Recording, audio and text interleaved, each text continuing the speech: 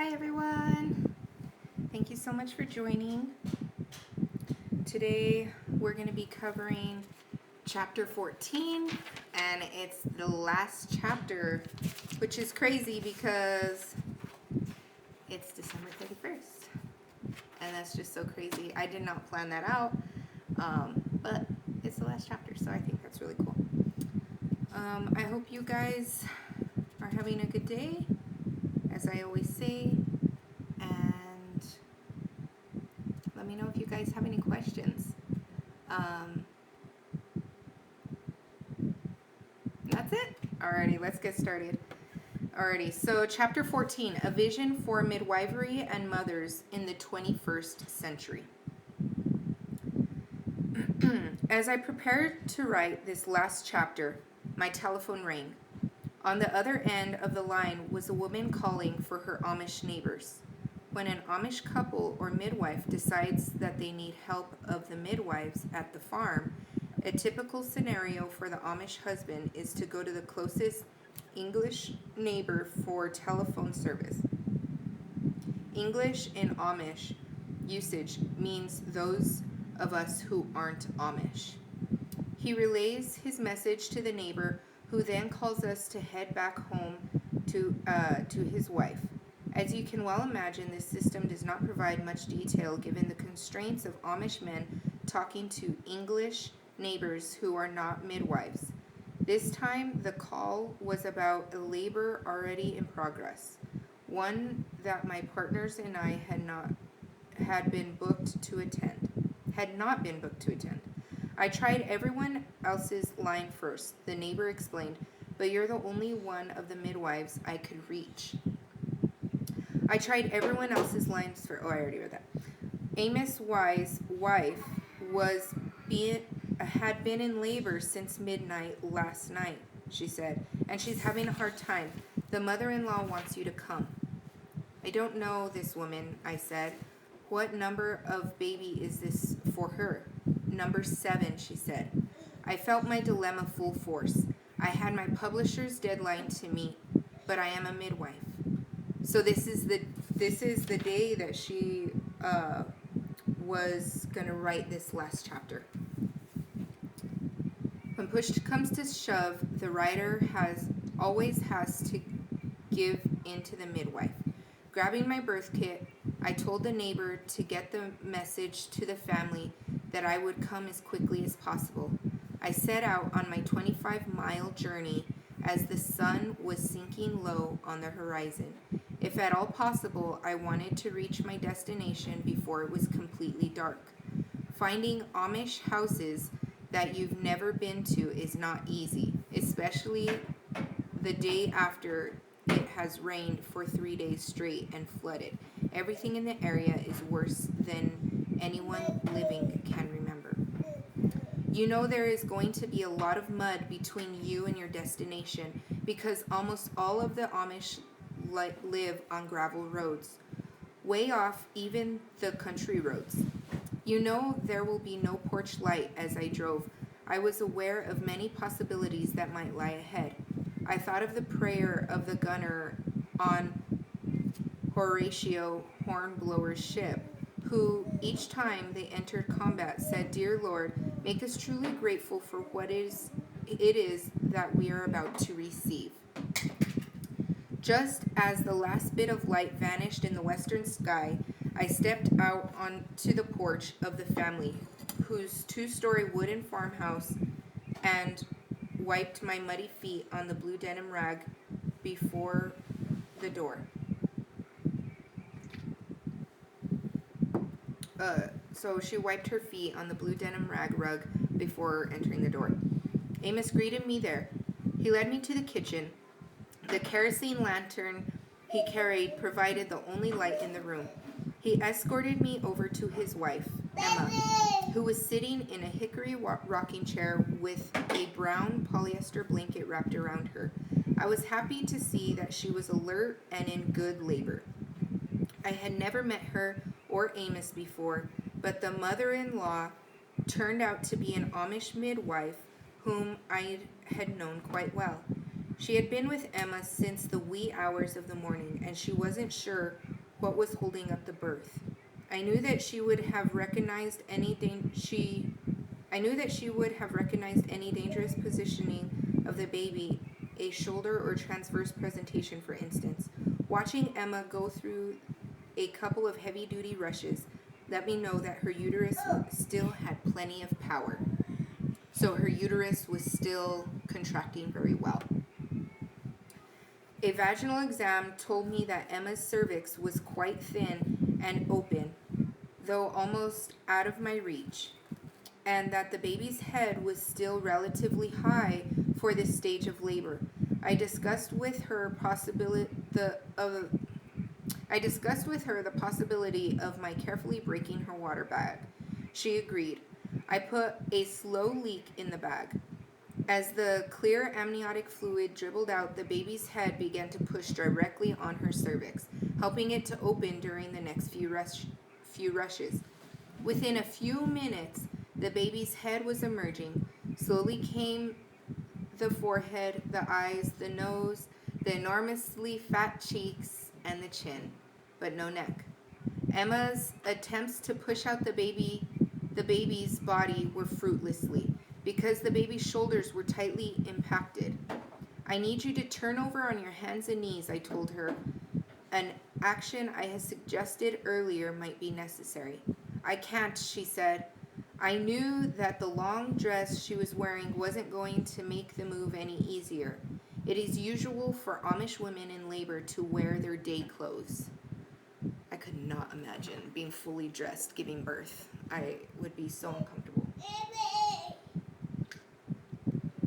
I think I was completely naked. I didn't even have the gown on. I was... Really? Yeah, that was you. Yeah, I couldn't imagine giving birth in my full day, like in this, like in my day clothes. Oh my gosh. No, thank you. Yeah? What are you doing? Oh. Okay. So, it is usual for Amish women in labor to wear their day clothes. I'm reading, silly goose. Do you want to come read with me? Huh? Papa? Here. Sorry. My son woke up from his nap before I was able to record this, so I apologize. Here. What? I know, it's like the biggest jar of animal crackers from Costco. Costco has the best everything, I think. Okay, so back to Amish women laboring in their day clothes. You'll be able to do it, I said.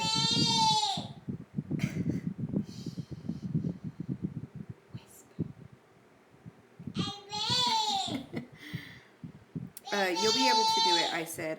Over she rolled, and with a great effort of will and some help from Amos, she pulled herself onto her hands and knees. She gave a great push, which produced one shoulder, then the other. I gently inserted my finger under the baby's arms and tugged her chubby body out. She weighed in at 10 pounds, more than a pound larger than her largest sibling. No tear, no episiotomy, and no post-birth healing for either mother or baby. Post-birth healing. 2 hours later, I left for home under a starry winter sky and a moon nearly full, grateful for what I had received. Back now in the 21st century with my laptop, electricity, and telephone nearby, I have a little more to say about the maternity care I would like to be in place when my grandchildren and yours need care. So she's actually talking about now, because I'm not saying she's old, but she was older. I have a little more to say. I am visualizing. I hope you guys can hear me. and my son likes to talk. So, actually, I'm not sorry. Hey, Jaja. Oh, I think she already left. What? Okay. No tear, no episiotomy, and no post-birth healing from either mother or baby. 2 hours later, I left for home under a starry winter sky and a moon nearly full, grateful for what I had received. I'm visualizing, so what does she envision for now? I'm visualizing that I am a smorgasbord of the world's best ideas. I may have missed some great ones. I haven't been everywhere yet. But the following list sums up the features I think we in the United States need the most. More midwives. Gradually, until we reach a proportion of midwives to OBs that works to empower rather than create illusions for pregnant and birth-giving women. Such a system will eventually have considerably more midwives than OBs. A national system for collecting data about maternal death and injury equal in reliability and accuracy to the system of confidential inquiries in the United Kingdom. 3. Independent community-based boards predominantly composed of public members but including midwives and other health professionals are placed throughout the country to assure public accountability. 4. A national health insurance system as good as that of the Netherlands, Denmark, Finland, Sweden, Norway, Canada, and Japan. Ina May was extremely smart. She had so much knowledge. Postpartum care for 10 days for all women, like that available in the Netherlands, which is partially subsidized by the government. See Chapter 9. A revolution in OB education so that midwives teach medical students normal birth before they are exposed to birth pathology. The need for multiple educational routes into the practice and profession of midwifery is recognized.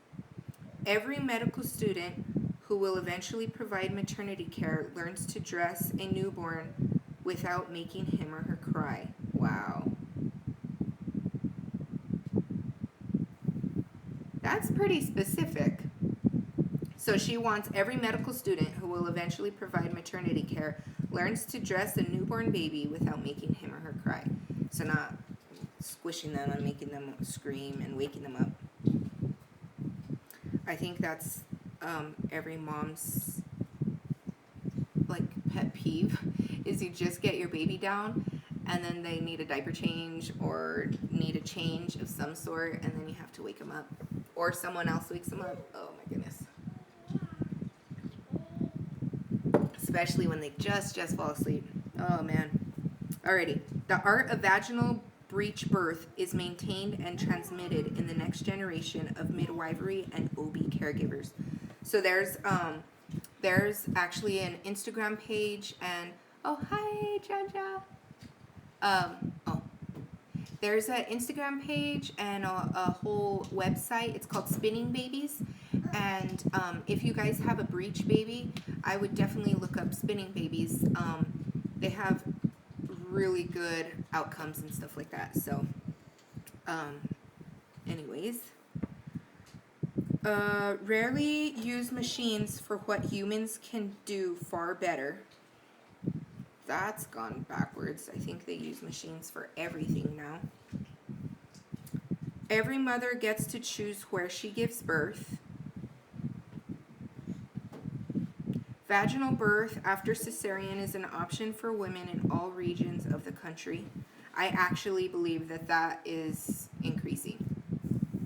No woman is compelled to have surgery under court order. Every hospital becomes motherly friendly and designated by Coalition for Improving Maternity Services, the CIMS. Advertising of pharmaceutical products to the general public is forbidden.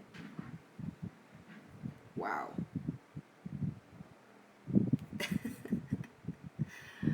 That's not current. Advertising of pharmaceutical products to the general public is forbidden. Wow. Postpartum psychosis is recognized as a disease and the public health problem. So I think actually like PTSD and stuff like that definitely needs, there needs to be some sort of revamp of how we care. I mean, really postpartum care is like up to the mother. The mother has to like go out and looking for, she either has to like hire a postpartum doula or ask family and friends to help her, you know what I mean? The spouse, usually the spouse has to go back to work right away. I mean, there's just so many things that it's just life, right? There's not like one specific thing that we could change, but just in general, we're so busy and we just have so many things going on. I think quarantine has helped people stay home and kind of enjoy, like be more mindful and present in the moment. But anyways, I think postpartum psychosis, postpartum depression, all of that definitely can take like a revamp, and just as mothers we should just support each other more. Anyways, just my little TED talk. 9 months paid maternity or paternity leave depending on what works best for each family. That's crazy. Actually in Canada you get a 12 months paid maternity leave. That's crazy. And on-site daycare.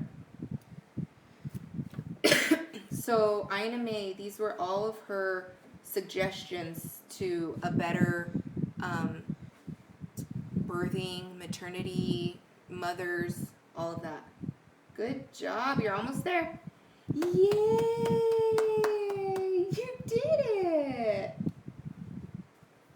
He got down from his slide all by himself. Good job! The Dutch still puts the rest of the world to shame when it comes to maintaining a system that views home birth as a normal, socially acceptable event. Only in Holland is it likely that the mayor of a town will be photographed congratulating the parent of a special baby in his parents' own bedroom. My friend, Dutch midwife Marty Zwart's grandmother, Mary Eben, passed along this piece of wisdom.